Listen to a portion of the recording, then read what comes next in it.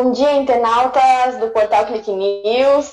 Estamos aqui hoje na nossa Live News e de uma forma diferente. Nossa convidada hoje está de forma remota conversando conosco devido a toda essa situação que o nosso município está passando.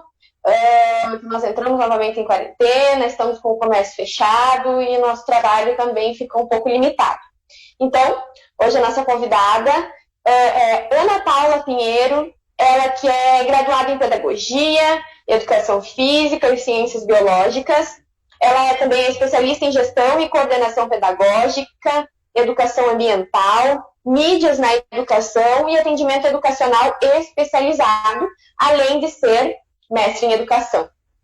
Hoje, então, nós vamos falar sobre um assunto extremamente importante nos nossos dias atuais e que muitos pais, professores têm se visto com dificuldade para conseguir passar por toda essa situação. Bom dia, Ana Paula. Hoje nós conversamos então com a Ana Paula. Seja muito bem-vinda então ao nosso estúdio, à nossa Live News. Bom dia, Dinara. Bom dia a todos os participantes, ouvintes, que estão prestigiando a nossa fala de hoje sobre uma temática muito importante, como a Dinara falou, né? E que gera muita polêmica e dúvidas, né, no momento atual. Uhum.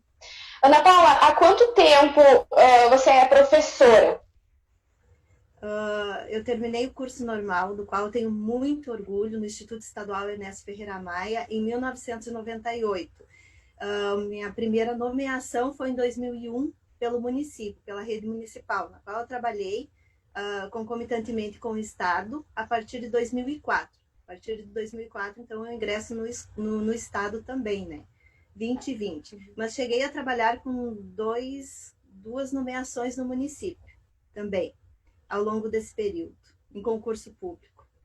Perfeito. Uma trajetória bem longa já, né? Teu currículo também é muito recheado e tenho certeza que das coisas que eu ouço, de como eu te conheço, tu és uma ótima professora, maravilhosa. Bom, então vamos iniciar então o nosso assunto, que para mim também, que também tenho formação em educação, também surgem muitas dúvidas, muitos questionamentos. Então vamos lá.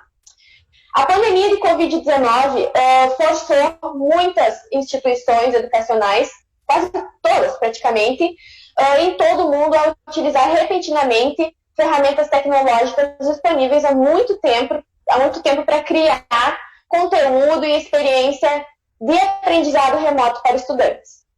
Educadores de todas as áreas estão experimentando novas possibilidades de ensinar, e isso é um grande avanço para um dos setores mais resistentes a mudanças e à adoção de novas tecnologias. A minha primeira pergunta, então, Ana Paula, que é evidente que a pandemia tem afetado, então, todos os setores, inclusive a educação, mais ainda a educação. E, diante disso, quais são os impactos para os alunos, para os professores e todos os envolvidos? Bem, nós vivemos um momento atípico, né? Ninguém pensou que esse momento chegaria ou que nós vivêssemos isso. Então, digamos que, de certa forma, um dos maiores impactos é a questão da insegurança. Nós saímos de um terreno no qual nós já sabíamos como seria, nós já tínhamos uma rotina, uma vida, né, pré-estruturada, e nós acabamos sendo tirados de forma abrupta, então, dessa segurança, desse estado confortável, e passamos para algo que nós não sabemos. E essas mudanças repentinas e abruptas, elas acabam trazendo para nós muitos sentimentos, como a angústia, que eu percebo, angústia de pais, angústia de alunos, angústia de professores, com relação a tudo que é muito novo. E como você disse, as mídias já estão aí há muitos anos, né? E, inclusive, essa proposta do trabalho com o Google Sala de Aula, ela já existe no Estado desde 2016. Então, só que como nós estávamos num processo mais lento, né, não havia necessidade, e hoje a gente tem essa questão da necessidade. Então, o primeiro impacto que a gente pode dizer que foi para todos, isso não só as instituições de ensino, mas também toda a população em geral e a sociedade, foi a questão da mudança. E quando a gente muda, quando a gente é obrigado a se transformar, a mudar, a buscar algo que é diferente do nosso contexto, isso gera muitos sentimentos como a questão da resistência. Então, ao longo desse período, a gente percebeu que muitas pessoas tiveram resistência. Na verdade, nós tínhamos um comodismo com relação ao uso das tecnologias, né? Inclusive na área da educação. Muitas vezes você não tem um laboratório como deveria, né? Você não tem a internet que você gostaria de ter. Então, né, gerou vários problemas, né? E problemas que também geraram aprendizado. Então, aí a gente deve perceber que toda vista de um ponto é um ponto de vista diferente, ou seja, cada um lê o mundo com os olhos que tem, né? Como o Leonardo Boff já dizia. Então, nós temos essa seguinte situação. Há pessoas que vão, né, resistir ao extremo. Há pessoas que, após esse período de resistência, de negação a essa mudança, passam por um outro processo que a gente chama, conforme Piaget já diz, a gente entra num processo de desacomodar, então você se desacomoda, isso faz parte do processo de ensino e aprendizagem com qualquer pessoa, com qualquer indivíduo, né? Então você se desacomoda e você tem que assimilar algo novo. Então você procura lá nas suas memórias antigas algo que seja próximo a isso, que você já tenha tido uma vivência. Quando você não tem, esse processo de aprendizagem é mais doloroso, ele é um pouco mais demorado. E gera revolta também. A gente sabe que muitas pessoas ficam revoltadas com relação à situação. Mas aqui nós estamos diante de uma problemática que é um dilema filosófico, que a gente pode dizer que é ético e moral. Porque a questão que está em jogo é a vida, né? Então, qual é o valor maior? O que nos vale mais nesse momento, né? Então, são vários impactos, né? Então, tanto nas questões de transformação, de mudança, de você ser tirado, então, dessa zona de conforto, ser levado para outro lugar. Então, principalmente isso. E a questão do tempo. Muitos professores estavam organizados com a sua rotina, os alunos com aquela rotina do tempo, né? E essa questão do tempo, o professor agora, ele perdeu aquela noção, vai agora, que horário eu atendo o aluno? E às vezes os alunos entram em contato com os professores agora via WhatsApp, que foi em horários assim que vocês não imaginam. É noite, é madrugada. Então, o professor perdeu muito essa relação, né, de agora que nós caminhamos para uma organização um pouquinho melhor desse aspecto, né? Porque todo mundo, na verdade, perdeu um pouco o chão com a pandemia, né? Não sei se respondi um pouco a pergunta. Sim, respondeu sim. E Ana, eu gostaria de saber também qual é o impacto na questão de calendário, na questão de como que vai ser todo esse processo. Acho que mais para frente também tem uma pergunta sobre como é que está sendo feita a avaliação. Mas sobre nessa questão do calendário, qual vai ser o verdadeiro impacto no calendário? Se vai mudar alguma coisa ou se continua como se realmente estivesse tendo aula presencial? Assim, a questão do calendário, a gente já tem o amparo legal, né? O amparo que foi aprovado com relação... E a LDB, se você for atrás dela, você sabe que você tem, em algumas situações atípicas, inclusive quando há o período de colheita e safra, em alguns locais, você sabe que você pode fazer os ajustes no seu calendário. E para períodos diferentes do que a gente chama de ano letivo normal. Seria o ano regular, aquele... né, que a gente é acostumado a realizar ao longo dos anos. Enfim, então é possível, então, fazer esses ajustes, né? E também a SEDUC está organizando esse processo, porque, na verdade, nós paramos lá no mês de março, né? E foram enviadas aos alunos atividades programadas, tipo 20 de março até dia 19 de março, e daí abruptamente nós paramos. Então, a primeira etapa foram de atividades programadas, encaminhadas para os alunos, os professores se organizaram e enviaram. Isso contou também como atividades, como se você faz um trabalho em casa, envia e depois retorna. Essas atividades retornaram via e-mail, Alguns professores pediram fotos, mas daí quando eles perceberam que a memória do celular também é limitada, né? E acabaram mudando, né, essa metodologia. Outros alunos que, como eles receberam fisicamente, eles entregaram na escola fisicamente também. Então, se manteve normal. Depois nós entramos no mês de abril. No mês de abril, a mesma forma. Foram encaminhadas as atividades, foram criados os grupos pelo WhatsApp. Então, aqui na escola, eu falo da nossa situação. Foram criados os grupos pelo WhatsApp, encaminhadas as atividades. Então, os alunos abriam, viam qual era a atividade. Também foram feitas as cópias físicas e colocadas na escola à disposição dos pais para que retirassem. A diretora entrou em contato pelos meios de comunicação, avisando então aos pais que retirassem essas cópias quem não tinha acesso, né, à internet. Então, sempre é disponibilizado o meio físico, o meio digital. Então, o mês de abril foi dessa forma. No mês de maio, nós tivemos o período que foram a antecipação das férias. Então, as férias antecipadas, tivemos esse período de férias antecipadas. E iniciamos novamente outro processo a partir da inserção de aula, né, e do cadastro dos professores, do cadastro dos alunos, justamente para utilizar essa nova metodologia de ensino. Só que as atividades físicas continuaram a ser enviadas. Os contatos pelos grupos de WhatsApp também continuaram. Uhum. Então, a gente tem sempre aquela questão. Se você for analisar com relação a calendário, nós continuamos, nós não paramos. Os professores, no mês que estiveram de férias, eles tiveram formação diária, né? Então, a SEDUC proporcionou formação para eles com lives. A 25ª CRE proporcionou encontros também via live, via Meet. E nós, enquanto escola, também fizemos formações, assim, encontros pontuais, né? No começo ali do cadastro, eu fui a responsável por cadastrar os e-mails dos professores. Alguns professores, tranquilo, eles acessaram ali o link do primeiro acesso, conseguiram fazer o cadastro dos seus e-mails, entraram, conheceram o ambiente, alguns com um pouco mais de dificuldade, porque é uma situação diferente, é uma situação nova, e todos, nesse momento, estamos aprendendo. Então, professores, alunos, sociedade, todos estamos em processo de aprendizagem, porque ninguém esperava isso, né?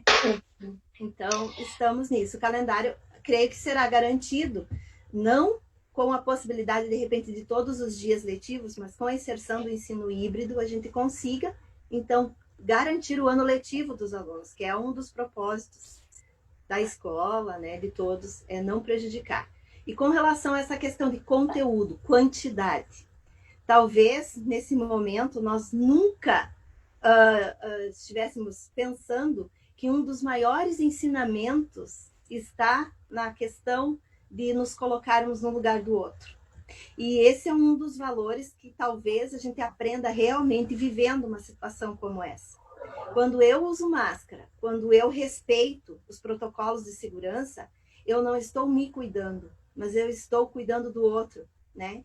Então, é um dos maiores valores que, nesse momento, a gente pode estar ensinando, que talvez livro didático nenhum, metodologia de professor nenhum possa ensinar, que é o valor à vida, o respeito ao próximo, né? E nesse momento, então, diverso, diferente, que a gente vê as pessoas queridas, as pessoas conhecidas, então, ficando doentes, né? E, às vezes, até indo a óbito, né? Que é o que a gente não deseja. É verdade. Não, perfeito a colocação. A experiência de estudar online em tempos de quarentena e afastamento social é extremamente atípica, né? E não deve ser entendida como uma base para o que pode ser o futuro da educação. Nesse momento, trocamos o confinamento da sala de aula pelo confinamento das nossas casas, aprendendo com os mesmos professores e formatos de aula, só que intermediados por uma tela. Como os professores estão se virando? Já deu mais ou menos um comentário, mas como eles estão se virando através das plataformas? O Google Classroom ou o Google Sala de Aula, que está sendo implantado na rede estadual de ensino. Como foi o início de tudo isso? Bom, nós temos uma caminhada. Bom, eu vou te colocar a par lá de uma trajetória histórica. né? Sim. Então, assim, para você ter uma ideia como isso já era uma proposta de implantação e de tecnologização do ensino, que desde 2016 essa parceria foi estabelecida com a Google. Então, você pensa, 4 anos, um pouquinho antes ela se iniciou. No final de um governo, início de outro. Então, você tem vários governos governos estaduais, que vêm trabalhando nessa parceria. 2016, então, eles fecharam o contrato com a Google, e no qual você teria, todos os professores da rede teriam um e-mail com espaço ilimitado e com acesso ao Google Sala de Aula, justamente para trabalhar um pouquinho do hibridismo, que depois eu posso explicar um pouquinho para vocês, né? Então, em 2017, a 25ª iniciou uma formação com alguns professores. Aqui da nossa escola, da Ernesto, fui eu e a secretária Daisy. Por que a secretária? Porque o Easy, que é um sistema de cadastro também, que necessita de vários dados dos alunos, porque hoje tudo é informatizado, e a educação do Estado também passa por esse processo, inclusive a chamada online. Então, o Easy também necessitaria das fotos de cada aluno no cadastro. Então, cada aluno, cada professor tendo a sua foto, seu registro lá nesse sistema. Então, foram disponibilizados os cursos para secretárias e para uma professora no começo. Então, eu iniciei esse curso. O que aconteceu? E aí vem aquela velha questão. Nós começamos num grupo grande de professores e acabamos em 5 professores. Então, o curso não teve continuidade. Naquele momento, eu aprendi justamente a inserção de turmas no Google Sala de Aula, a postar atividades, entre outras coisas. Então, a gente já fez um curso preparatório naquele momento. Depois disso, então, as coisas andaram devagar. Eu já tinha um e-mail do Educar desde 2017, devido a isso. Andaram um pouquinho devagar. Então, no ano de 2019, o NTE de Soledade, então, abriu um novo curso, uma nova possibilidade. Eu também iniciei o curso novamente com eles. Então, você vê que a caminhada já vinha acontecendo. Mas a que passos? A passos lentos, né? Por quê? Porque nós não tínhamos essa necessidade eminente agora, né? Imediata, de que tudo fosse dessa forma. Então, a partir de 2020, da pandemia, o governo então, retornou esse processo de formação, claro que de maneira aligerada, né? Então, não foi aquela coisa mais lenta, mas de maneira aligerada. Então, iniciamos com o quê? Com o cadastro dos e-mails de todos os professores. Segundo passo, o cadastro do e-mail dos alunos, né? E já fazendo com que os alunos conseguissem, então, entrar na plataforma do Google Sala de Aula e acessassem as turmas. Concomitante a isso, o Easy trabalharia, então, nesse direcionamento das turmas, do sistema da escola, do sistema estadual de educação, para o Google Sala de Aula. Então, automaticamente, quando o professor abriria lá a sua sala de aula, as turmas nas quais ele trabalha e as disciplinas, né, estariam lá para eles. Só que acontece que nós, na nossa escola, nós temos mais de 1.000 alunos. Então, é uma dificuldade. E aí entram outros problemas, que seria o problema da internet móvel no município, cujo sinal a gente sabe que é muito ruim em algumas localidades, e nós temos bastante alunos do interior. E a questão do acesso, muita gente coloca um cartão no telefone para quê? Para que dure o mês inteiro. Você faça uma ligação de emergência, e você sabe que quando você faz uma ligação com cartão, o teu cartão vai em uma ligação. Então, outra demanda que foi passada para a 25ª CRE e que foi passado para o governo. Então, nós batemos bastante com relação, em cima desse ponto, né? E que agora foi assinado, então, um acordo, se não me engano, de um direcionamento para esse aplicativo, para o Google Sala de Aula, no qual os alunos que acessarem pelo seu telefone, então terão a internet gratuita nesse aplicativo. Claro, não para outras coisas, né? Mas assim, no aplicativo. Então, o professor vai poder estar encaminhando e o aluno, quando acessa o aplicativo, ele ganha a internet ali. Ainda não está efetivado todo esse processo. E como disse o coordenador, até que eu participei de uma live agora, e a internet por dados móveis, porque a minha não estava ativa. Então, para você ver como é uma demanda polêmica, né? Então, o coordenador postulou para nós que em breve isso estará sendo efetivado. Então, nós estamos fazendo o quê nesse momento na escola? Encaminhando os trabalhos físicos para quem não possui acesso, sim, né? Nos grupos do WhatsApp ainda com esse contato com os alunos, né? Buscando chegar a todos. Claro que a gente sabe que nunca é o 100%, e nós gostaríamos que fosse, mas devido a essas problemáticas, né? Como a gente falou, são os impactos, são as dificuldades, mas tem os pontos positivos também, que é a questão dessa novidade, dessa aprendizagem. Que às vezes a gente achava assim, mas o aluno domina as ferramentas, ele nasceu nessa época, né? Então as dificuldades não são só de alguns professores, mas também de alguns alunos. Eles dominam algumas ferramentas, alguns aspectos voltados à questão de jogos, de lazer, mas a gente percebeu que um dos maiores ensinamentos nesse momento foi a questão da utilização do e-mail. E olha só, nós utilizamos e-mail, isso é letramento, isso é educação digital, é alfabetização digital. Hoje em dia, diferente do que nós fazíamos antigamente, nós nos comunicamos via e-mail.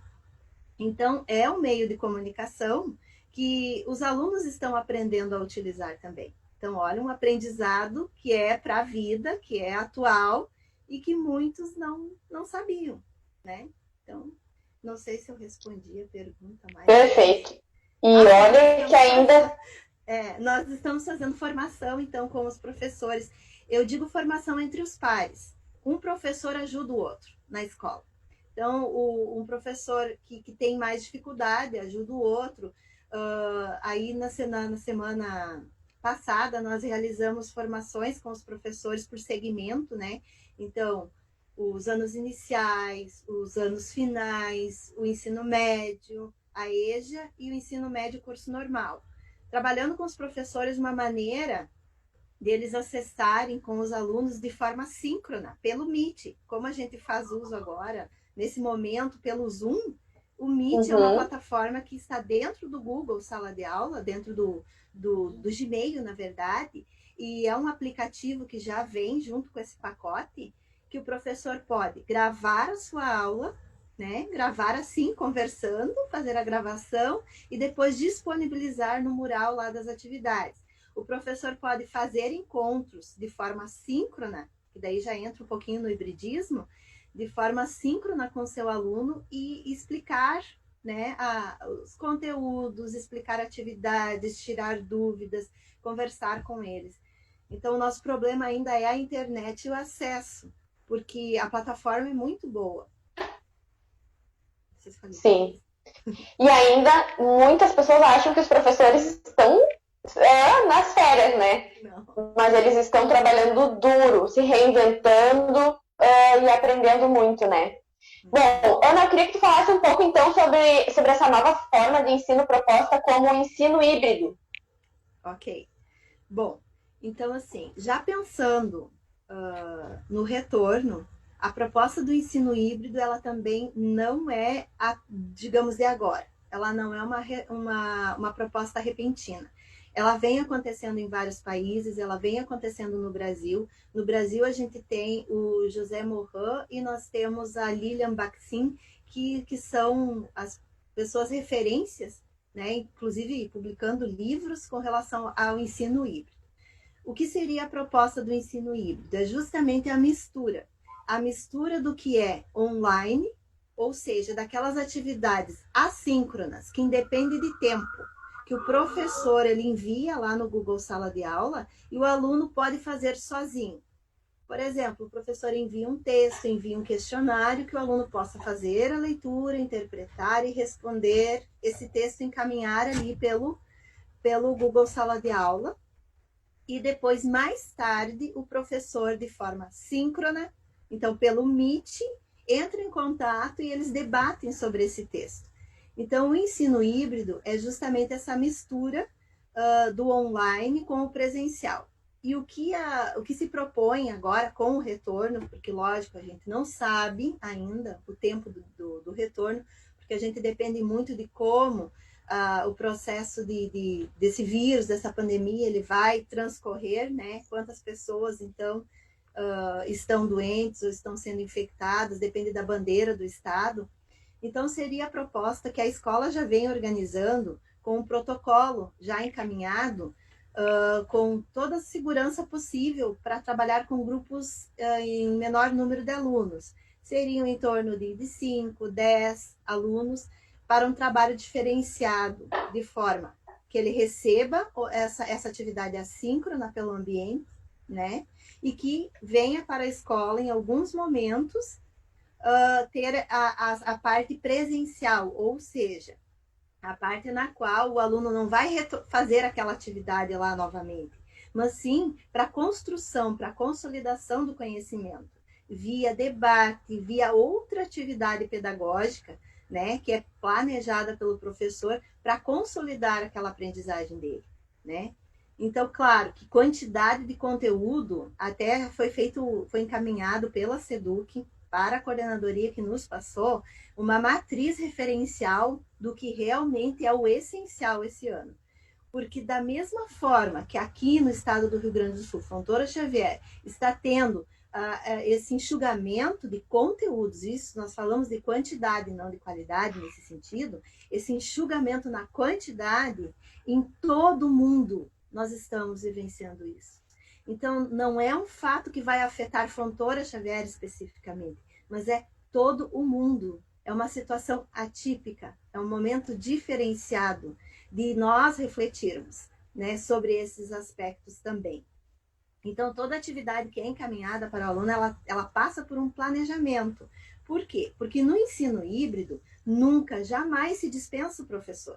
Porque você pensa que é o mar da internet, um mar de informações que você tem à sua disposição. O que o professor faz no ensino híbrido? O professor direciona o aluno para o que realmente é o essencial ou seria o que ele precisa naquele momento, naquela faixa etária, naquela fase de desenvolvimento, trabalhar, né? Então, o professor seria uma espécie de curador dentro do ensino híbrido, nesse momento que ele seleciona essas informações, encaminha para o seu aluno, né? Então, ele disponibiliza alguns sites, você pesquisa aqui, porque aqui é um site que não é muito legal, né? A informação não está muito correta e tal. Então, ele faz esse processo de forma assíncrona. E quando ele entra em contato com o aluno de forma síncrona, aí sim ele consolida aquilo. Aí ele é um professor mobilizador, porque ele é aquele intermediário, mediador, e aí a gente puxa Vygotsky, né, nesse processo de mediação. Ele é o mediador entre o objeto do conhecimento, que é aquele conteúdo lá parado, né, factual ali, aquele conteúdo. O professor é esse mediador entre o aluno.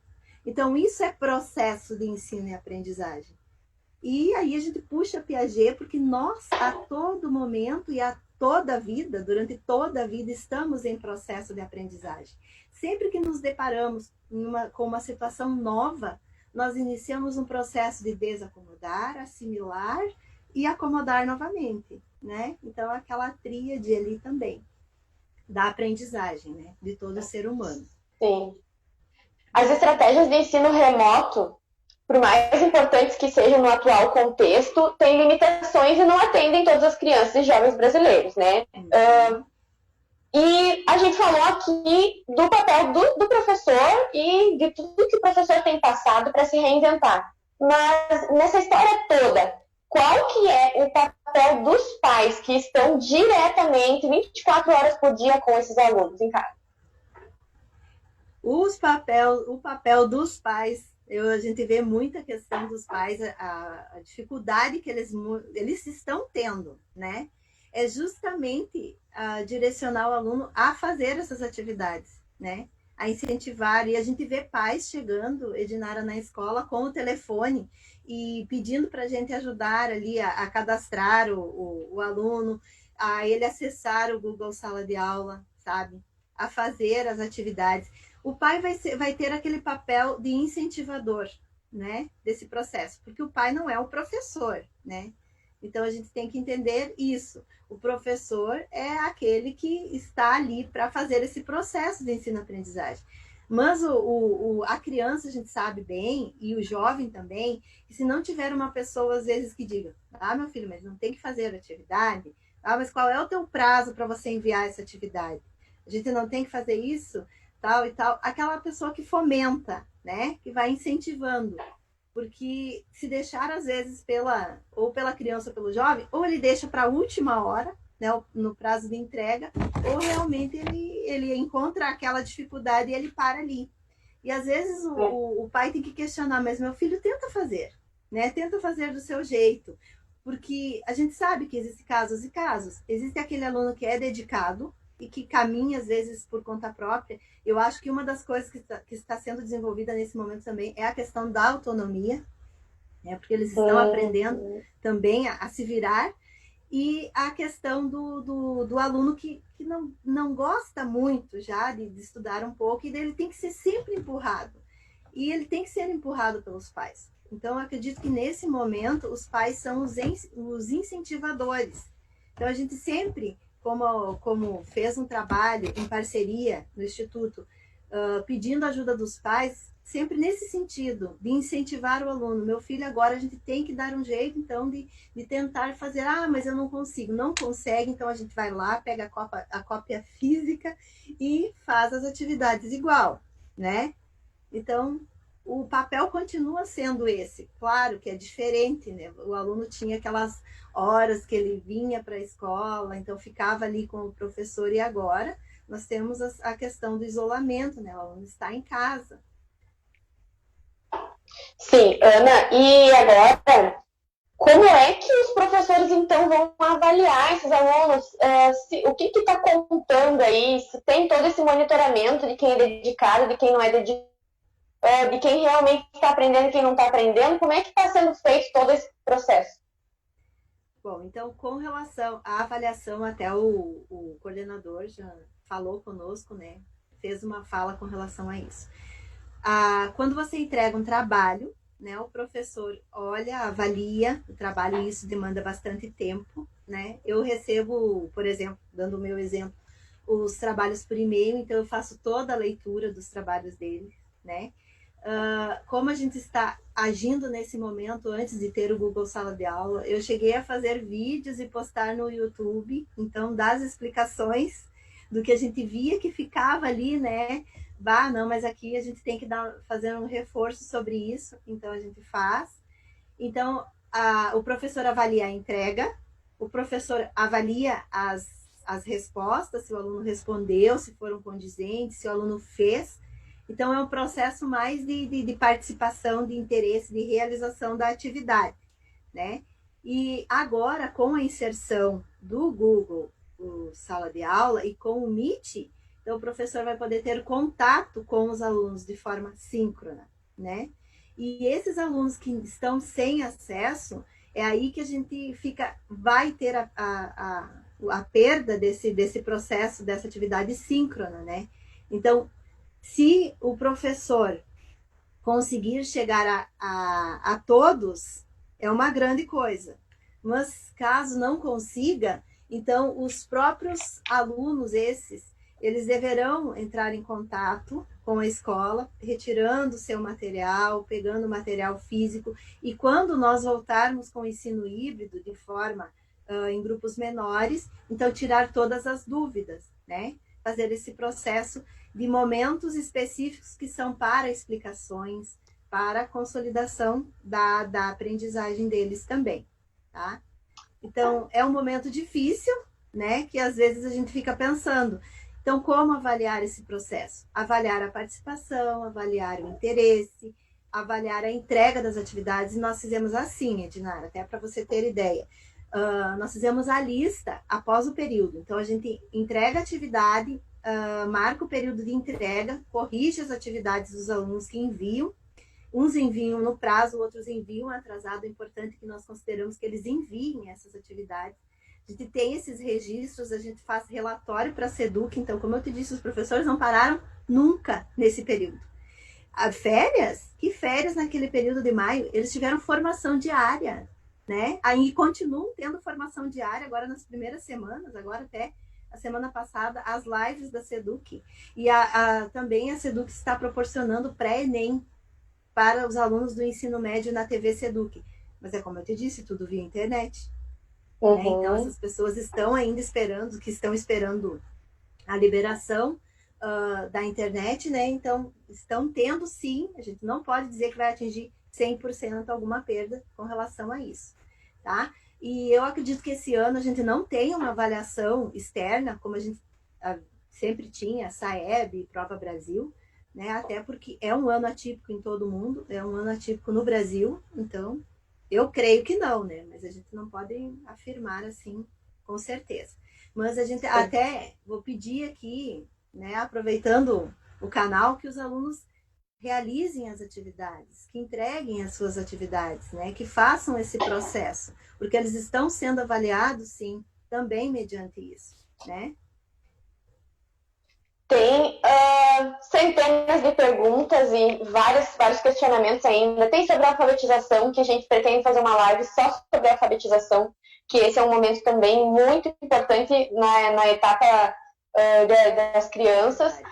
Tem muitas perguntas para fazer, mas o nosso tempo aqui já se esgotou.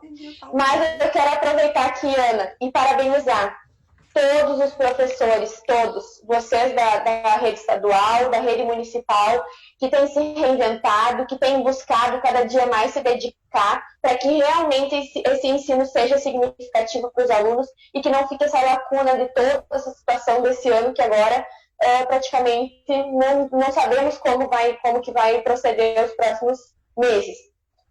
Então, eu quero parabenizar todos os professores, parabéns. E hoje a gente vê muitos memes por aí falando dos pais, que os pais estão no papel de professores agora e eles se veem ali numa dificuldade. Hoje, muitas pessoas estão enxergando o real valor que tem um professor dentro de uma sala de aula. Então, Ana, também quero te agradecer pela participação aqui. Ficamos muito felizes por tu ter nos atendido o nosso convite. E com certeza vamos ter mais oportunidades para estarmos falando aqui e explicando e tirando as dúvidas de todos que têm suas dúvidas. Muito obrigada, Ana. Estamos à disposição sempre que vocês precisarem também. Nossos canais aqui estão abertos também. E você, internauta, que está sempre nos assistindo, você pode nos mandar pelo nosso WhatsApp todas as perguntas, sugestões de pautas, sugestões de assuntos que você tenha dúvida para que a gente convide os profissionais para eles estarem aqui respondendo as nossas perguntas. Ana, muito obrigada. Deixo aí mais as últimas palavras. Não, eu gostaria de agradecer o convite, né, e dizer assim que para nós do Instituto e eu enquanto professora, é muito bom esse diálogo, porque às vezes as coisas não ficam esclarecidas e é como eu falei, cada um lê o mundo com os olhos que tem e com onde os seus pés pisam, né? Ou seja, o seu contexto. E às vezes a gente não consegue enxergar o papel do outro e acaba enxergando, né, outras coisas. Então é interessante e dizer que a escola e nós professores estamos na luta, batalhando, nos reinventando mesmo, como a Edinara falou. E o ensino híbrido, ele não substitui o professor e jamais, eu acho que em momento algum, o professor será substituído, porque agora, como disse a Edinara, a gente percebe a importância de um professor, né? Então, agradecer então, o Clique News, né, pela oportunidade e dizer que nós estamos à disposição, tá? Um abraço a todos. Muito obrigada, Ana. Um abraço, então, a todos os nossos internautas. Então, até a próxima quarta-feira. E já temos um assunto para a próxima quarta-feira, que vai ser com a nutricionista Nicole Renheimer. Ela vai estar falando dando algumas dicas de chás e dicas de algumas coisas que seria importante nós aprendermos para o nosso inverno, que é rigoroso. Então, muito obrigada e até a nossa próxima live news.